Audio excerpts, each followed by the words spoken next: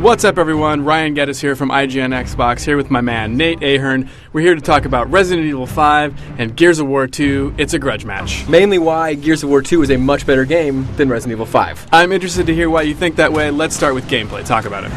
Okay, gameplay. Gears of War 2 is a cover shooter that is a cover shooter. It does what it sets out to do. Resident Evil 5 sets out to be a survival horror game and winds up being some kind of mishmash. There's monsters, and then you're taking cover, and there's just action nonstop. It makes no sense whatsoever. See, well, there's where I disagree, because Resident Evil 5 never set out to be a survival horror game. Just because it has roots in the survival horror genre, it doesn't mean that it's trying to be anything other than an action game, which is what the designers set out to do from the beginning, and they did a better job than Epic did with their action shooter. So if Resident Evil 5 is an action game and a good action game, you're saying Resident Evil 5 is a better action game than Gears of War 2. Is that what you're saying? Absolutely. Why is that? Why? I mean, it doesn't have the cover mechanic. It doesn't have as intensive action. It has slow pace, stupid tank control fighting. Explain that to me. Why does that make sense for an action game?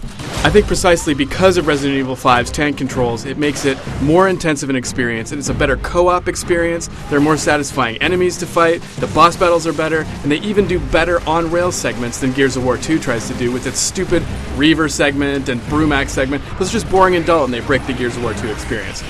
You just mentioned co-op. One thing that is completely killed in Resident Evil 5 when you play co-op are the graphics. It slows down like crazy. Even in single player, there's slow down. I know you're going to say, there's texture popping in Gears of War 2.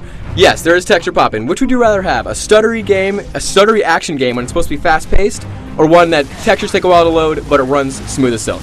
I had a perfectly smooth experience with Resident Evil 5 when I was playing co-op. I played it a couple times co-op. I personally didn't have any problems. Maybe you just have a broken machine. I just think overall, graphically, Resident Evil 5 is a prettier game. The lighting is better, they make really good use of light and shadow, the outdoor environments are bright and pretty. That scene in the mining area where you have that sunset, it's really amazing. I even think they do water effects just as well as Unreal Engine 3 does. Details. It's all in the details with graphics. Gears of War 2, the details on the character models, the environments, the enemies, everything, the niches on the armor, everything is so fleshed out. Alright, let's talk about storyline for a second. Neither one of these games are exactly going to blow your mind in terms of story. But I feel like at least Resident Evil 5 said, hey, we're going to make a game that's like a B-movie, and they went all the way with it. They had a clear bad guy at the end. You fight the bad guy. Spoiler alert, you win. It's over. Gears of War 2 was totally heavy-handed, and their attempt at story was really falling flat for me. You know what? At least the twists in Gears of War 2, you didn't see them coming. I personally think that that's the least part of Gears 2's problem. The worst part was the Dom Maria storyline, and how Dom reacted was really silly. They tried to manufacture it, and I thought the whole thing just really didn't work. Yeah, Dom and Maria was dumb, I'll concede that. One of the great things about Resident Evil 5 is it's really replayable. You can play this game over and over again, unlock tons of weapons, many unlockables. You've got the Mercenaries mode, which is a whole lot of fun. Gears of War 2, once you're done with the campaign, if you bought this game right at launch, that's it. That's all it was broken. Cry. Totally busted. All right, yeah, it might have been busted at launch, but I have one thing to say to you: Horde mode. That's it. Yeah, okay. Horde mode. The answer to Horde mode is Mercenaries mode in Resident Evil 2. It's Resident nowhere Evil 5, near as fun. It's a lot of fun. Okay, how long can you play Mercenaries mode for? A million years. A million years. Yep. In one sitting. You can play one level for a million years. I might have to come take some bathroom breaks. Horde mode you can play for hours on end until there's 50 waves for every level. Every level.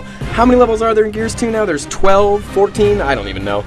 Horde is a cool mode, and it does have a lot of replayability to it, but I would argue that Resident Evil 5's campaign mode is far more replayable than Gears of War 2's campaign mode, making it probably about a wash because Gears of War 2's multiplayer still isn't working quite like the community would like it to.